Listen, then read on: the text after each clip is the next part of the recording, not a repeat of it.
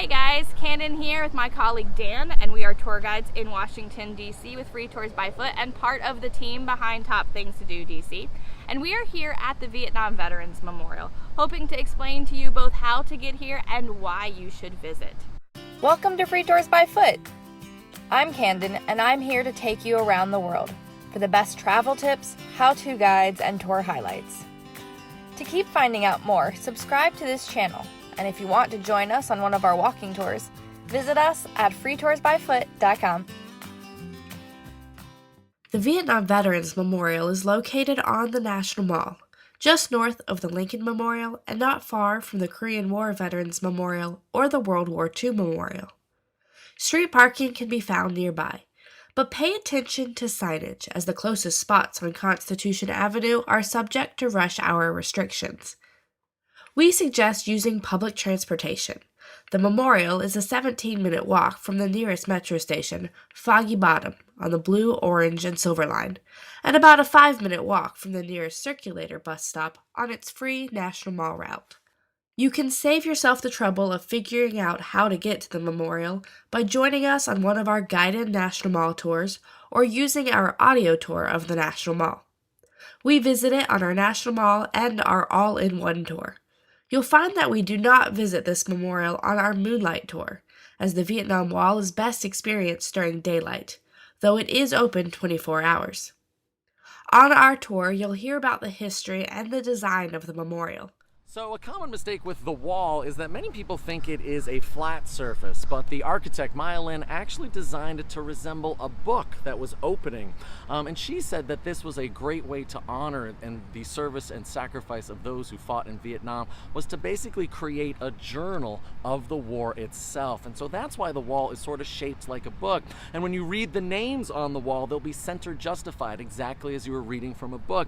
And she effectively creates this journal by listing the names of the dead by date of casualty, effectively creating a timeline of the Vietnam War itself. Now, you might expect, looking at the wall, that that timeline would begin over on the left-hand side with the first few deaths and then end on the right-hand side with the last few deaths. So if this should sort of be the beginning and that should be the end, that's not what Maya Lin does. What Maya Lin does is this. She brings the beginning and the end together in the center. So when you get to the center, you'll see two different dates on the wall. On the upper right-hand side of that dividing line, 1959, the beginning date of the war. And then the names, again, listed by date of casualty all the way out to the right side. And then there's sort of an invisible connection to the other side of the wall where the timeline picks up again, works itself back to the center. And again, at that dividing line, you'll see 1975 at the lower left-hand side.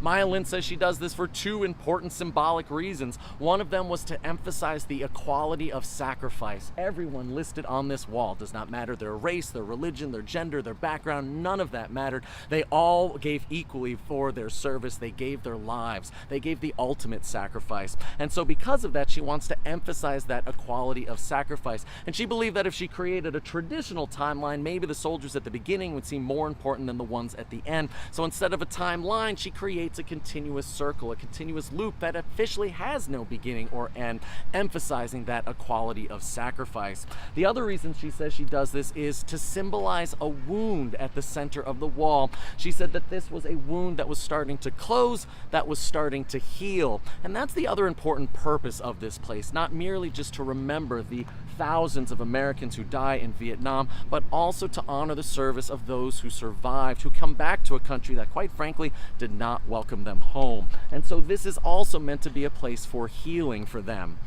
Now, a couple other architectural features she includes in this design. One of them we can almost see from back here. She chooses the material of this wall. It's a very special material found only in one place in the entire world, Bangalore, India, and she chooses it for its reflective properties. So it's this polished black granite. And so as you are looking at the names of those who had sacrificed everything so we could be standing here free today, you are meant to see yourself, your face, staring right back out at you.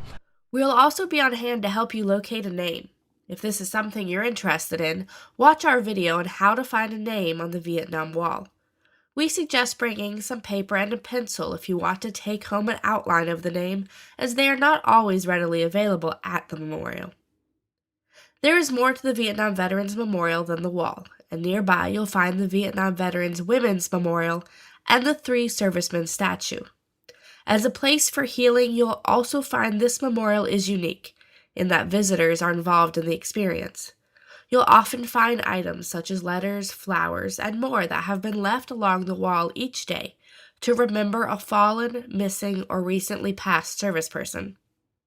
For more information on these parts of the memorial, as well as in-depth details on the wall itself, visit our blog post. We have a link in the description below. So hopefully with this video we inspired you to come visit the Vietnam Veterans Memorial. If you have any questions, let us know in the comment section below.